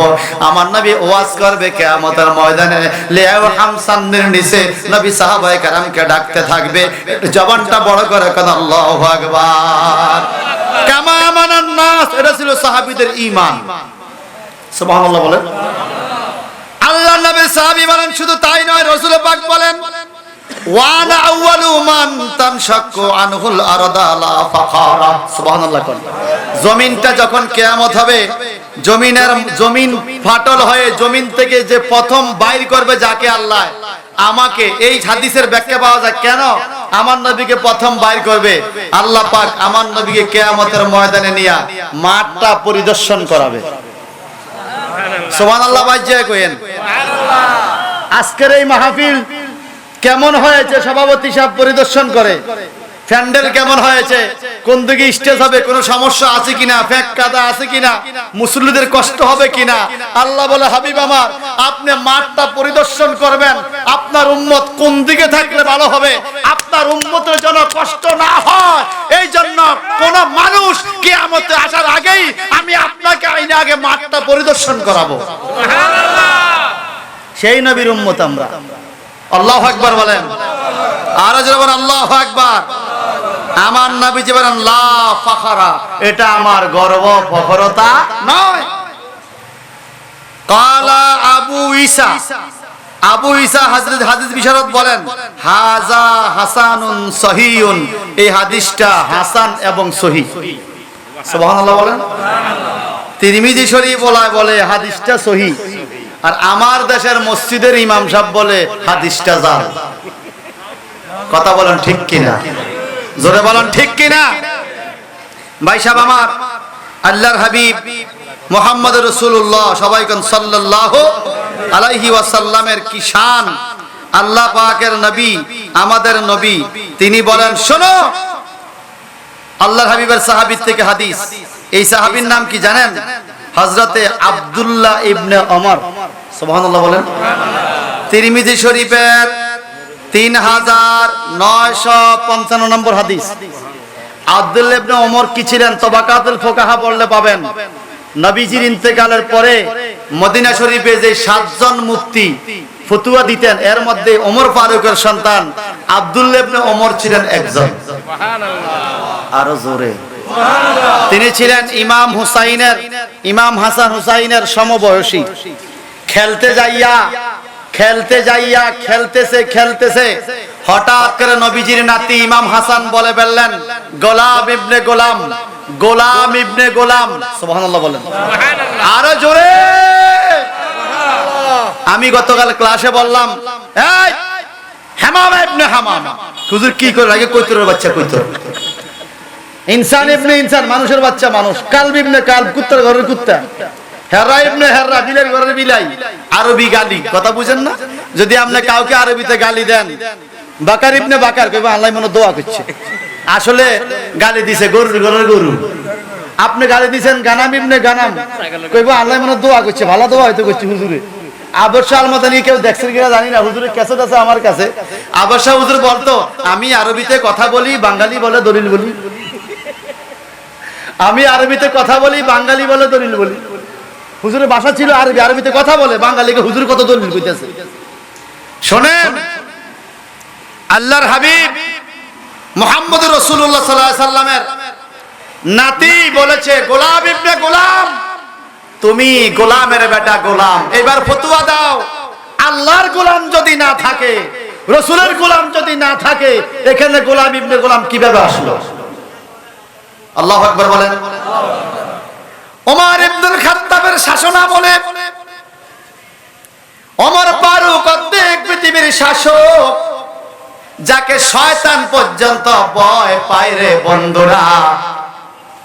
একদিন শয়তান গেছে মসজিদে নববীতে মানুষকে ধোঁকা দেওয়ার জন্য। আল্লাহর হাবিব দেখেন শয়তান এভাবে হাত দিয়ে দাঁড়িয়ে আছে মসজিদে নববীর দরজা দইরা। মানুষগুলো শয়তানের বুগলের নিচে দিয়া মসজিদে যায়, মানুষ তো শয়তান দেখে না। আমার নবী শয়তানকে আটকাইলেন, আটকাইয়া বললেন, এই শোনো শোনো, তুমি কেন এখানে আসছো? বলে হুজুর, একটা মূর্খ লোক মসজিদে নামাজ পড়ে, আমি তাকে ধোঁকা দেওয়ার জন্য এসেছি। সুবহানাল্লাহ বলেন। মূর্খ লোক নামাজ পড়ে ধোঁকা দেওয়ার জন্য? নবী দেখা ঠিকই তো ধোঁকা দাও নাই কেন? বলো হুজুর কিভাবে দিব? আমি উকি দিয়া দেখতাছি মসজিদের এক কোণে ওমর ফারুক বসে আছে, ওমর ফারুকের ডরে আমি মসজিদে ঢুকি নাই। আরো জোরে। একদিন হযরত ওমর ফারুক রাস্তা দিয়ে হাঁটে, আমার নবীও হাঁটতেছেন, শয়তান পাহাড়ের থেকে নামছে। শয়তানের লেন্সা হলো 40 হাত লম্বা। কত হাত? 40 হাত লম্বা লেন্স শয়তানের। আমার নবীরে দেইখা শয়তান লম্বা লম্বা কাঁইক দেয়। একটুবার ওমর ফারুক নবীর সাথে, শয়তান পিছের দিকে তাকায় দেখে ওমর আছে। এইবার শয়তানের 40 হাত লম্বা লেন্সটারে বসছে, বটলে দৌড় দিতে সুবিধা। আল্লাহু আকবার কর। বইটা হাওয়া ছাড়তে গ্যাস ছাড়তে শয়তান দৌড় দিছে। নবীজি মুস্কি মুস্কি হাসে, ওমর তো আর শয়তান দেখে নাই। ওমর ফারুক কয়, হুজুর আপনি হাসতেছেন কেন? এমন কোন ঘটনা ঘটলো? আরে যেই ঘটনা দেখছি শুনলে তুমিও হাসবা। সুবহানাল্লাহ। হুজুর কি দেখলেন? বলে তোমাকে শয়তান এত ভয় পায়, তোমারে দেইখা শয়তান হাওয়া ছাড়তে 40 হাত লম্বা লেজ মুট কইরা পাহাড়ের দিকে দৌড় দিছে। এটা শুনে ওমর ফারুক হাসা শুরু করছে। নবী গো, এত ডরাই কেন? কয় কারণ তুমি ওমর এমন একজন নবী, লা নবী আবাদি, আনা খাতামান নবী, লা নবী আবাদি, আমার পরে কোন নবী নাই। যদি হইতারে ওমর, তুমি ওমর কিন্তু নবী হইতা। তোমার শয়তান এত ভয় পায় কারণ নবীর মহব্বতের বিরোধিতা করার কারণে তুমি ওমর বাচ্চা তার কল্লা পর্যন্ত ফলাইয়া দিছ। একটু জবানটা বড় করে কি বলা যাবে? আল্লাহু আকবার। ভাইরা বন্ধুরা আমার, সেই ওমর ইবনুল খাত্তাব মসজিদে খুতবা দিতেছেন। ওমর সালা আব্দুল্লাহ দাঁড়িয়ে গেছে। বাপজান, বিচার আছে। কি বিচার? নবীর নাতি আমাকে গোলামের ফুত গোলাম বলেছে, গালি দিয়েছে। ওমর ফারুক কয় ঠিক আছে, বিচার হবে। আপনারা দাঁড়ান। দাঁড়াইলো। আপনারা কি আমার ছেলেকে গোলামের ফুত গোলাম বলছেন? হ্যাঁ বলছি তো। এটা কি এখনো বল? কে এখনো বলি? কয় লিখিত কাগজ দেন। সুবহানাল্লাহ বলেন। কি দেন? একটা কাগজের মধ্যে লিখে দেন ওমর ইবনুল খাত্তাব গোলাম ইবনে গোলাম, নিচে স্বাক্ষর দিবেন হাসান হুসাইন। যখন লিখে দিল, নিচে স্বাক্ষর দিল, আর মুসল্লিদেরকে ডেকে বলে, মুসল্লিরা রে, আমি ওমর অর্ধেক পৃথিবীর শাসক, সারা দুনিয়ার অর্ধেক আমি দখল করেছি মুসলমানদের জন্য। আমি ওমর এত বেশি নামাজ পড়ি রে, সারাটা রাত জাগ্রত থাকি, আমার ভিতরে কোনো অহংকার নাই, দুলার তক্তায় বসে সারা বিশ্ব পরিচালনা করি, এত কিছু দিয়ে আমি পার হওয়ার আশা করতে পারি না। আজকে জান্নাতি সরদার হাসান হুসাইন বলছে, আমি বেলে গোলামের, আমার ছেলে নাকি গোলামের মধ্যে গোলাম, আমি হইলাম নবীর গোলাম, আমার ছেলে আমার ছেলেও গোলাম। এই জন্য তার নাম হয়ে গেল আব্দুল্লাহ ইবনে ওমর গোলাম ইবনে গোলাম। আমি মরার পরে আমার কাফনের ভিতরে হাসান হুসাইনের লেখা সার্টিফিকেটটা দিয়ে দিও। হাসান হুসাইনের সার্টিফিকেট থাকলে কঠিন হাসরে আমার কোনো বিপদ আসবে না। জবানটা বড় করে কি বলা যাবে? আল্লাহু আকবার। সেই আব্দুল্লাহ ইবনে ওমর যে হাদিসটা এখন বলতেছে, উনি বলেন, এই পৃথিবীর মানুষ শোনো, আন্নাহু সামিআন নাবিয়্যা সাল্লাল্লাহু আলাইহি সাল্লাম ইয়াকুল, আব্দুল্লাহ ইবনে ওমর শুনেছেন আমার নবী বলেছেন। কি বলেছে? ইজা সামিতুমুল মুয়াজ্জিনা, যখন মুয়াজ্জিন সাহেবের আযান তোমরা শুনবে, ফাকুলু মিসলা মা ইয়াকুল, মুয়াজ্জিন যেইভাবে বলে তোমরা সেইভাবে জবাব দিও। মনে রাখবেন, আযানের জবাব দেওয়া কিন্তু ওয়াজিব। কি কি কি? সবার উপর ওয়াজিব নয়, যার সুযোগ আছে তার উপর ওয়াজিব। আপনি টয়লেটে আছেন, নাপাক অবস্থায় আছেন, আপনার উপর ওয়াজিব নয়, আপনি পবিত্র হওয়ার পরে জবাব দিতে পারবেন। তিনি কি বলেছেন? তিনি বলেছেন, ইজা সামায়াতুমুল মুয়াজ্জিনা ফাকুলু মিসলা মা ইয়াকুল, যখন তোমরা আজান শুনবে মুয়াজ্জিনের, মুয়াজ্জিন যেভাবে বলে তোমরাও সেভাবে বলো, আজানের জবাব দাও। কি দাও? জবাবের এক জায়গায় যখন মুহাম্মদ শব্দ আসবে আমরা কি পড়ি? সাল্লাল্লাহু আলাইহি ওয়াসাল্লাম। সবাই বলেন না, আরো জোরে। এখানেও হিংসা, এখানেও কি হিংসা। হিংসা। আমার দেশের কিছু মানুষ দুরূদ শরীফের নাম দিয়েছে দুরূদ ইব্রাহিম। এই কথা কোন ঠিক কিনা?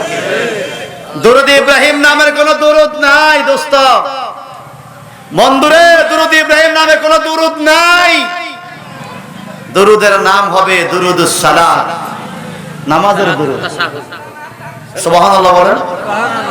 নামাজের দুরূদ, দুরূদ ইব্রাহিম, ইব্রাহিম নবীর নামের দুরূদ, এটা কোন কিতাবে না, এটা হলো আমাদের দেশের made in Bangla, made in Bangla.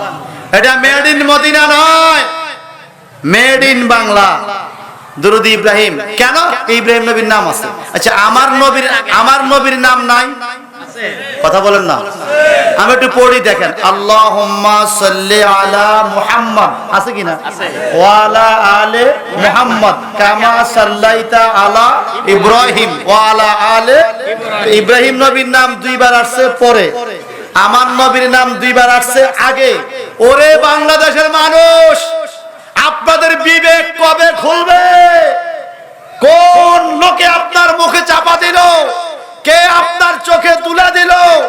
আমার নবীর নাম দুইবার আসার পরেও দুরূদে মুহাম্মদি না বইলা দুরূদ ইব্রাহিম বলতেছে। আমরা তো ইব্রাহিম নবীর দুরূদ পড়ি না, আমরা মুহাম্মদ নবীর দুরূদ পড়ি, ঠিক কিনা বলেন? তুমি এখানে দুরূদ ইব্রাহিম বলতেছো কেন? হ্যাঁ, কিভাবে মানুষকে ধোঁকা দিয়ে অন্যদিকে ডাইভার্ট করছে, অন্যদিকে নিয়ে যাচ্ছে। দুরূদুস সালাত, নামাজের দুরূদ। আল্লাহ কবুল করুক, আমিন বলেন। ভাই সাহেব, আমি হাদিসটা শেষ করব, আপনাদের কষ্ট হচ্ছে? আল্লাহর হাবিব নবী নিজেই বলেন, যখন তোমরা আযানের জবাব দিবে, সুম্মা সালু আলাইয়া সাল্লু আলাইয়া, এরপরে আমার উপর তোমরা দুরূদ শরীফ পড়বে। সুবহানাল্লাহ বলেন। যখন আযান শেষ হবে তখন তোমরা সুম্মা সাল্লু আলাইয়া, আমার উপর দুরূদ শরীফ পড়বে। জবানটা বড় করে কোন মারহাবা। এই আমি নবীর উপরে একবার দুরূদ শরীফ পড়বে তার আমল নামায় 10 বার আল্লাহ দুরূদ পাঠাবে। এরপরে বলেন শুধু তাই নয়, দুরূদ শরীফের পরে সুম্মা সালু ইলাল ওয়াসিলা ফাইন্নাহা মুনজিলাতুন ফিল জান্নাহ, তোমরা আল্লাহর কাছে আমি নবীর উসিলা চাইও, নবীর উসিলা চাইও, নবীর উসিলা চাইও। ফাইন্নাহা মুনজিলাতুন মিল জান্নাহ, নবীর উসিলা চাওয়া জান্নাতের একটা মঞ্জিল, একটা দরজা। যারা দোয়া দুরুদে নবীজির উসিলা ধইরা দোয়া করে তাদের জন্য জান্নাতে মঞ্জিল মানে বাড়ি তৈরি হয়। সুবহানাল্লাহ। আপনার দেশে লেখা আছে না রহিম মঞ্জিল, আছে করিম মঞ্জিল, আছে লেখা থাকে না? এবার যে মসজিদ নববীতে গেলাম এবং হেরাম শরীফে গেলাম, হ্যাঁ হেরাম শরীফের 79 নম্বর গেটে তো দেখা আছে আযানের আগে আমরা ঢোকার আগে বিসমিল্লাহি ওয়া সালাতু ওয়া সালামু আলা রাসূলিল্লাহি আল্লাহু, এটা স্পষ্ট দেখেছি। হ্যাঁ এইবার দেখেন আল্লাহর হাবিব কি বলেন, তোমরা আযানের পরে আমার উসিলা তালাশ করো। সুবহানাল্লাহ বলেন, আরো জোরে বলুন না সুবহানাল্লাহ। এবার কি বলে, ওয়ামান সালা লিয়াল ওয়াসিলাতা, যেই ব্যক্তি আমার উসিলা চাইবে, আমরা মাঝে ধরে না আল্লাহ তুমি নবীজির উসিলা আমারে কবুল করো, এই দোয়া বলেন না? জি জি। আদম আলাইহিস সালাম কি এই দোয়া করে নাই? জি। মা হাওয়া এই দোয়া করে নাই? 360 বছর পরেই তো নবীজির উসিলাতে দোয়া কবুল হইল।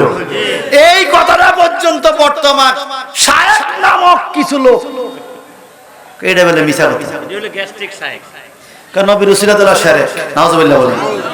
অথচ আমার নবীজি কি বলেন শোনো, ওয়ামান সালা লিয়াল ওয়াসিলাতা হাল্লাত আলাইহিল শাফাআতু, যেই ব্যক্তি কাল কিয়ামতের ময়দানে আমার উসিলার পরে কিয়ামতে হাজির হবে তার জন্য আমার সুপারিশ হালাল ওয়াজিব থাকবে। সুবহানাল্লাহ, ওয়াজিব থাকবে। সুবহানাল্লাহ বলেন। মান যারা কবরি ওয়াজাবাত লাহু শাফাআতি। সুবহানাল্লাহ বলেন। ওয়াজিব কি জিনিস আমরা আগে ওয়াজিব বুঝতে হবে। আপনাদের দেশে যাকাত ওয়াজিব হয় না? ওয়াজিব হইলে কি গরিব লোক আপনার বাড়িতে আসবে নাকি আপনি যাকাত পৌঁছায় দেওয়ার দায়িত্ব?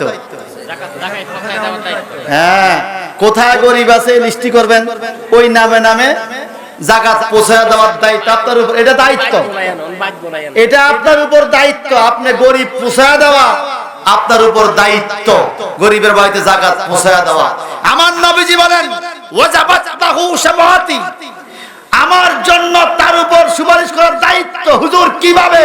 কঠিন কিয়ামতের ময়দানে কোটি কোটি মানুষের ভিতর থেকে আমি ওই লোকটাকে খুঁজে খুঁজে বের করে আমার এই উম্মতকে জান্নাতে পৌঁছায়া দেওয়া আমি নবীর জন্য দায়িত্ব থাকবে। শুধু তাই নয়, আল্লাহর হাবিব বলেন শোনো, আমি হলাম প্রথম শাফাআতকারী। জান্নাত থেকে যখন মানুষকে ডাকা হবে এর পূর্বেই আমি জান্নাতের দরজায় আওয়াজ দিব। আমি আওয়াজ দেওয়া মাত্র জান্নাতের দরজা আমি নবীর জন্য খুলে দেওয়া হবে। আমি আমার পাপী তাপী উম্মত যাদেরকে সুপারিশ করব কিন্তু অন্তরে নবীর মহব্বত মায়া আছে, আমি তাদেরকে নিয়ে জান্নাতে চলে যাব। সুবহানাল্লাহ, আরো জোরে বলেন সুবহানাল্লাহ। আর এই হাদিসটা